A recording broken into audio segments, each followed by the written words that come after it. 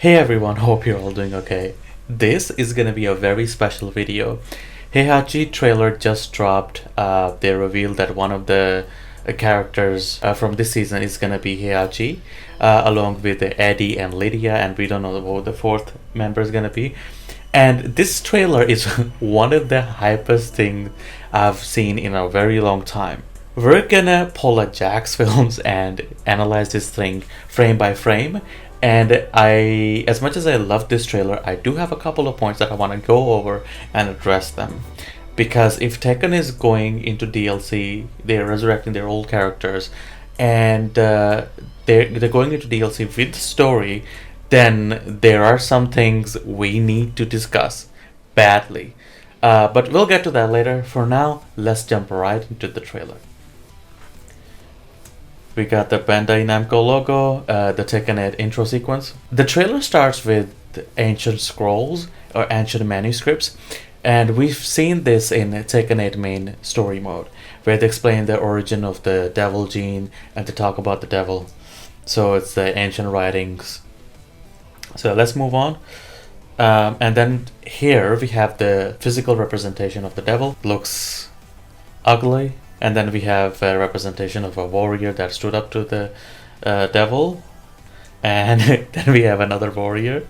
And that kind of looks like Ganryu, doesn't he? Yeah, he's got the beard because in later Tekkens they gave Ganryu a beard. He can't pull off a beard. And there we have it, the Mishima Zaibatsu logo. And we're gonna see it on different frames. Here we have it in 3D and in other references as well. That sort of resembles like the Mishima Zaibatsu logo, but it's like a fist, or at least I think it looks like a fist. Okay, let's advance it. Then we have the wider shot, and oh man, there's so much in this shot. We've got two lines of warriors. They call them Tekken monks in the trailer. And then we've got two fists, which I think is a reference to Electric Fist. I could be wrong, but it looks so cool, man. It's so cool. And then we got two Tekken monks on the top of the balcony, just looking badass. They look so badass. I think that's part of their training, just standing with their staff, looking badass. Let's advance the frame here. Again, so badass, man. Then we have the shot of the moon, and this is what I talked about. This is what I was talking about when I said it's the hypest thing ever, because Tekken monks are wave dashing. They're wave dashing around the fire, and it's so cool. They're practicing their like electric fists. It's so cool, man. Yeah, that is so cool. And then they're practicing on some logs and hanging upside down. You know, your normal training regimen where you hang upside down from the chains. Yeah, everyone does that. And then we have another Tekken monk practicing his stance. And there we go. There it is. The electric fist. So cool. And then we got some other Tekken monks practicing their martial arts and their stances. And that guy looks so cool. And I think it was a bad choice to do this video unscripted, because this was a treat, and I want to come up with words that are different than cool, but I can't help it. It's so cool. And then we got Polish Air Force plane. Then we got some intel about these people, and they're known as Tekken monks. If you read the paragraph right here, it explains the events of Tekken 7 and the events leading into Tekken 8 as well. So these are Tekken monks, and the Mishima Zaibatsu's logo has been reworked, or maybe he came up with an entirely different logo. I don't know, but it kind of resembles a little bit. So Tekken monks have been taking out remnants of Mishima Zaibatsu, and when you mess with my boy Heihachi, he was in charge of that organization for so long. You mess with him, you throw him in the volcano. What do you expect? This is what's gonna happen. Like he's gonna take the traitors outside of his organization. He's just gonna kill them all.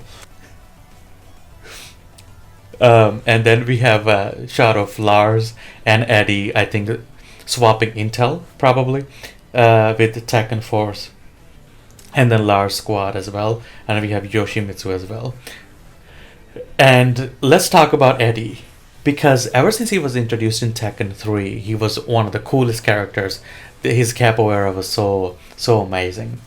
And then in Tekken 4, they introduced Christy. And I loved Christy, absolutely. But then I was like, where's Eddie? So he was sort of in that game.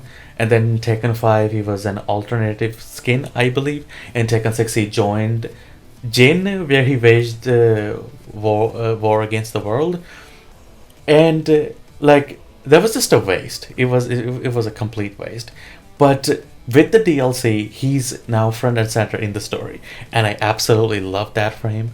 I think this is the right trajectory for this character, that he's with the main boys. But as much as I love this, I do believe that Asuka or Jun or anyone else from the Kazama or Mishima clan should have been given more character development.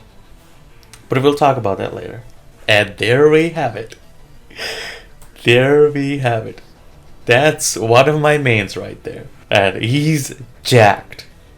You know when you get thrown in a volcano and then you come back and you're all jacked. Yeah, normal stuff. And I love his mask. That is a reference to his gi he was wearing, where the mask was at the back, the lion mask. So cool. And then we see him fighting with one of the Tekken monks. And I gotta say, I really hope that this design, the design we're seeing right now, is in the game or in the customization. Namco, please don't sell us this, alright? We want this available in the game. We're gonna pay for the DLC. I don't want it to be a Tekken shop accessory. I want to make it clear. This is so cool with the hat and the outfit. It's so cool.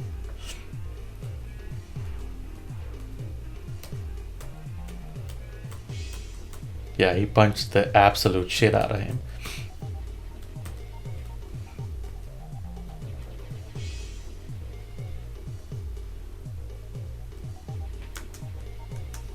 Ah, there it is. That's an amazing callback, by the way. That move.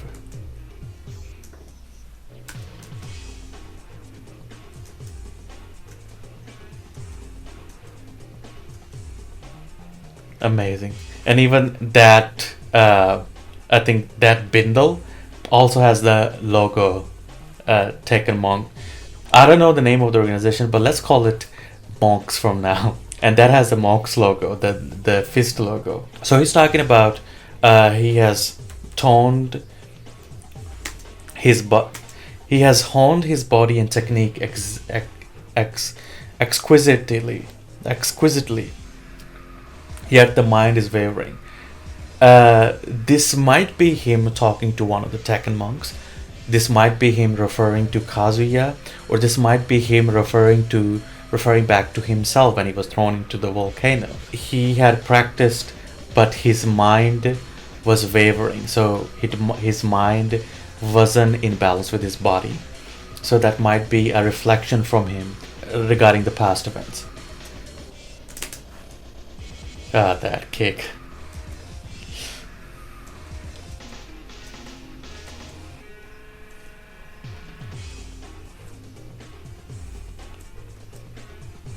And that stance, that I look so lame doing that, but that stance is just amazing.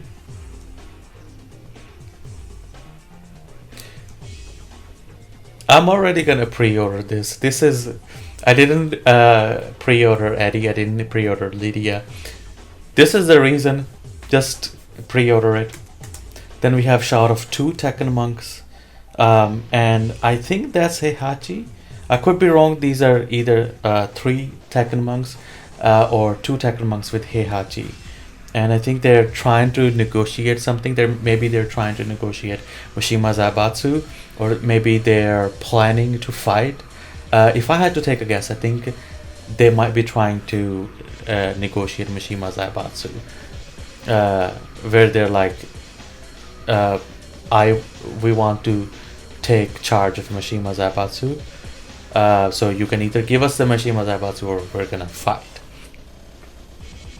And I absolutely love that for the biggest reveal in a long time, they're heading into the negotiations or fight or whatever it is with Capoeira Master, an alien looking human, alien looking samurai, ninja, and the Prime Minister of Poland. Tekken is so weird, and that's why I love it. I love it so much. And then we have Heihachi's daughter, and she's saying it's almost time. Like, you got introduced like 6 months ago, and she already acting like she belongs here, and I love it. But here's what I mean, that this could have been Asuka, this could have been Jun, this could have been anyone. Like, they didn't need to introduce a new character, but that was linked to the devil, and they could have linked Asuka to the devil as well. But maybe introducing like a new character made sense. But still, they could have given the old staples of Tekken 5 a lot more character development. Is all what I'm saying. I don't have anything against Heihachi's daughter. Reina saying it's almost time. And how does she know that her father is coming back? Maybe she sensed something, or maybe the devil gene inside of her is gonna play a huge role. And this is what I mean. Taken 9 is gonna be like 5 years from now, 3 years or 4 years, and they're already supporting it with the story content. And they're bringing back Heihachi. Jin is already alive. Kazuya is already alive. We confirmed that. And she's alive. So imagine how the story is going to be in Tekken 9. Like, it's gonna be something completely different, hopefully. Like, I think the most Tekken thing that they can do in Tekken 9 is to bring back Jinpachi's father, or his father as well. Because that's what they've been doing ever since the beginning. They keep bringing back father figures. It's hilarious. And now she's referring to it's almost time, and I don't know what she's referring to. And how is she able to sense Heihachi's? And I think ever since she entered the tournament, she knew from the beginning that Heihachi was alive, that her father was alive. We still don't know about her mother, because remember, Devil Gene wasn't passed through Heihachi to Reina. It was passed from her mother. So we know Kazumi didn't have other children. So who was that mysterious lady? And that needs to be a DLC story explanation. It absolutely needs to be. Because if we're supporting this game with story content, then moving into Tekken 9, we need to move into a brand new territory. Lore-wise, of course. That staff was so cool. Here's Lydia, again, the Prime Minister of Poland, and she is a staple. She's fighting one of the Tekken monks. You know how you solve political conflict, geopolitical conflict, by having the Prime Ministers fight with different organizations. And still, it's so silly. I just love it. And then we have a shot of the drone. And let's go back and see. It seems like G Corp. Yeah, it seems like G Corp. He's fighting G Corp. And that's so cool. The Capoeira master himself. Alright. And then we have the shots of Tekken monks, just badass with their staff and walking in line. Like, Heihachi trained them very well. Like, you can see they're men of discipline.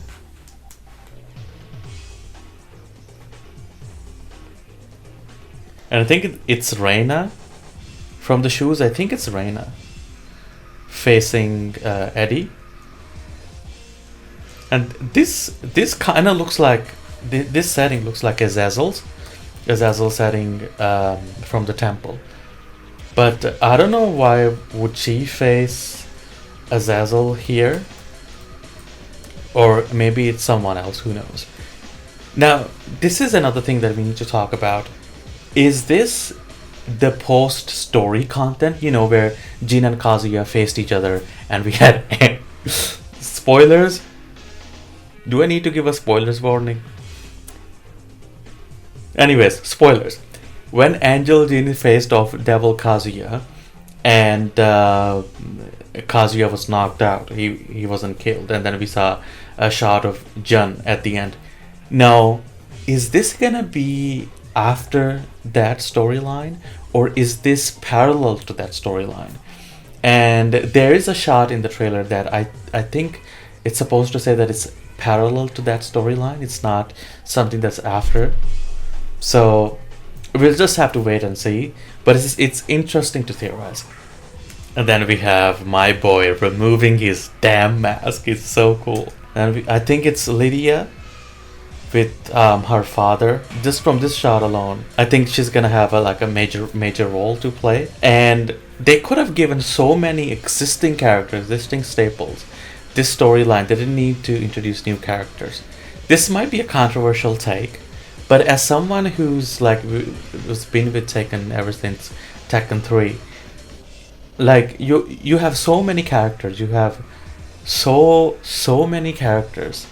You can give them story related stuff. You don't need to invent new characters, because fans get attached to them. Then you sell them as DLC, and not every single one of the characters get to come back in the future Tekken iterations, right? So that's, I don't know, that's point of contention, but it's whatever. Then we have another Tekken monk, this one with a different mask.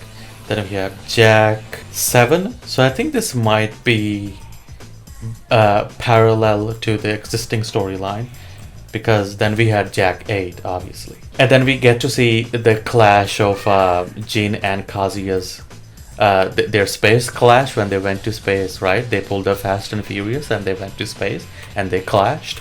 And then there's the dojo, man. Harada does know how to hype you up. Looks like Azazel. But why would she be facing Azazel? That's so weird. And I think that was Ganryu. It's probably Heihachi. Yep. Okay.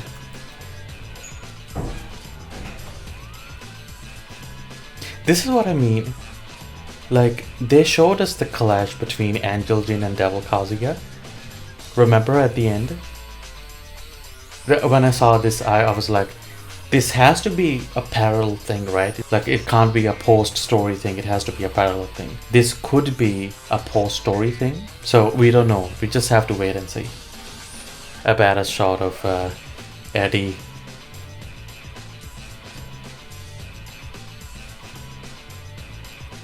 And then we see all of these massacred Tekken monks. Now, who's that? Who's that at the background? When I first saw it, I thought it was Ogre, like statue of Ogre. But it might be something else. And I think this is where the story is supposed to start. This is how Heihachi is going to be introduced in the game. Like, this is going to be his initial cutscene where he just, because he throws him in the volcano, and then there's going to be text on the screen. 2 weeks later, 6 days later, or 5 minutes later. He looks so young here. He looks so much younger. And I was reading the comments. One of the comments said that Heihachi fell into a volcano and it gave him a skin routine. And that was so good. But yeah, he looks so much younger.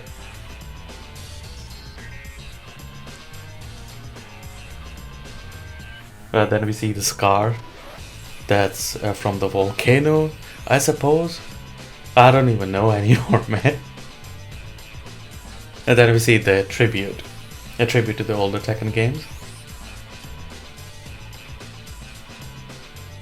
A shot from each and every single game.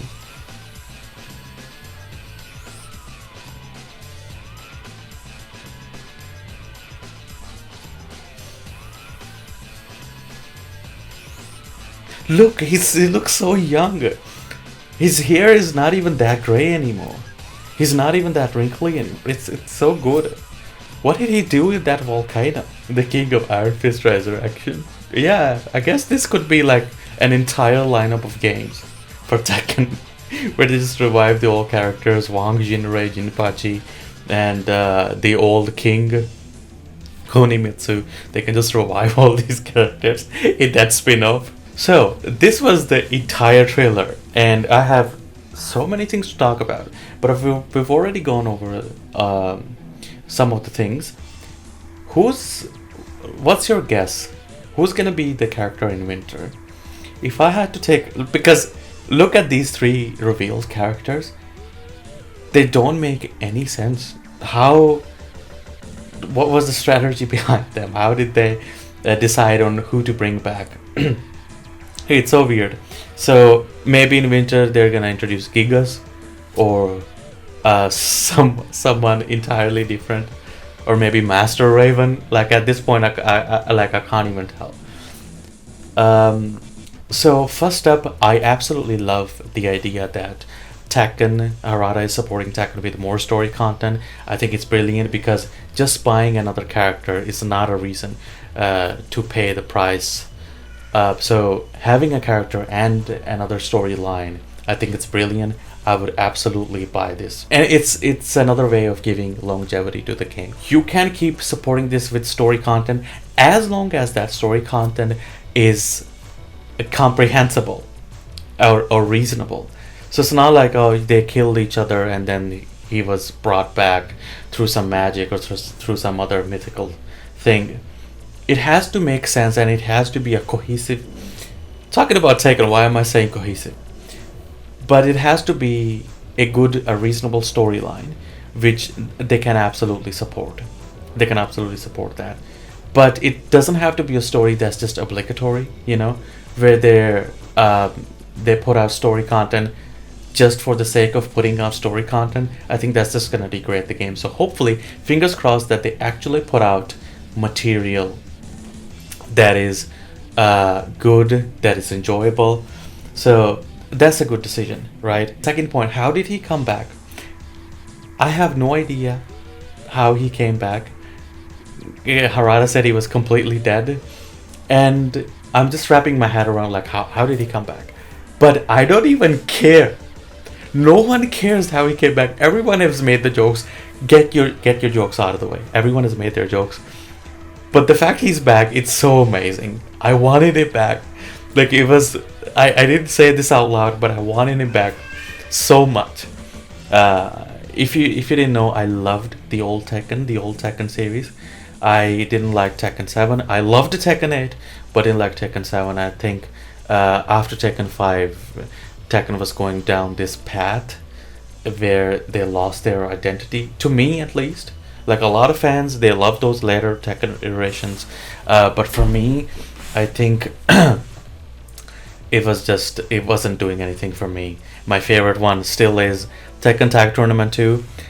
I know Tekken Tag Tournament 3 isn't coming out, but I will keep hoping for that game till the day I die. I don't care if I ever have enough money. I'm just gonna fund that project myself. So yeah, that's amazing that he's back. After the Tekken Shop disaster, I think this is exactly the thing that they needed. They needed to bring back the King of Iron Fist. They needed to bring back the God of Iron Fist. So he's back, and hopefully everyone can forget the Tekken Shop disaster and the other imbalances that they had in the past couple of months. So I think this is a brilliant way to lean into that, because if you've seen in Steam reviewers, people were already review bombing that game. It was 9 out of 10, but then it was dropped to like 7 out of 10. And I get it. I get all the complaints that people have regarding this game, and that could be an entirely separate video. But I think this was the right move. The other stuff that I wanted to discuss was Jun. So they should put Jun in this storyline. John needs to be front and center in this storyline. I didn't see her in the trailer, of course, but I hope she is in this storyline because she's a Kazama and she's related. And after like Tekken 2, we didn't see her. So after like 2-3 decades, we finally get to see her, and she wasn't even in the main story. So I hopefully in one of these story DLCs she's in here and she's driving the plot, and hopefully we can see her and Kazuya as well. And if they can bring back Kazumi as well somehow, that would be amazing as well. Like maybe they have a nightmare about Kazumi, and other dead characters as well. So Wang Jinrei, Kunimitsu, like we discussed, King, the older king. Then we would have like three kings, King Junior, Armor King, and the other older Mexican king. This has a lot of potential for other characters as well. They can make new characters and bring back the old characters. If they're not gonna give us Tekken Tag Tournament 3, maybe this can be our Tekken Tag Tournament 3. Maybe they can give us a mode like a tag mode where we can just play as it did in Tag 2 and sell us each and every single character up until this point. Like sell them at a reasonable price, obviously. And I'm not talking right now, I'm talking up until Tekken 9 release. This is what happened with Tekken 7 as well. Like their last DLC character was not so long ago, it was just a couple of years ago. So I would absolutely support this, and yeah, I'm so excited about this, and yeah, thank you so much for watching, guys. I should have done this scripted. There was like, this is my third or fourth take that I've done this, and I was so excited I couldn't even speak, or couldn't even formulate my thoughts. But hopefully this was somewhat enjoyable, and thank you for letting me just get hyped about this thing. Thank you so much for watching. Catch you guys later.